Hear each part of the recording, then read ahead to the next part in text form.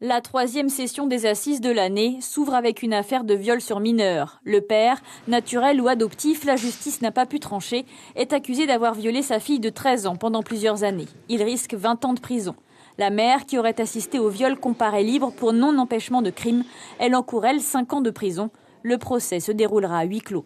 Sur 2 jours, les jurés jugeront un homme de 32 ans accusé d'avoir poussé sa compagne dans un puits à Raroya après une dispute en octobre 2014.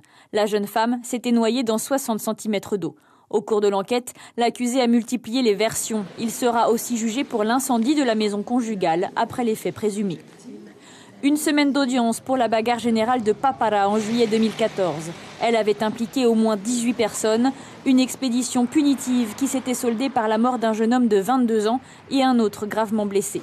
Les dossiers sont disjoints, les jurés se pencheront sur l'homicide. 6 accusés libres sous contrôle judiciaire devront répondre de leur rôle respectif dans cette expédition punitive organisée après un vol de bouse.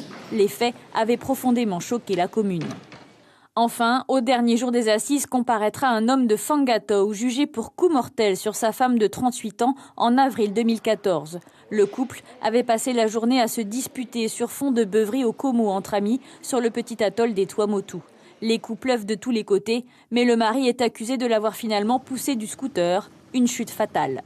Les peines lourdes issues des assises seront désormais purgées au centre Tatutu de Papeari, où plus de 200 détenus ont déjà été transférés.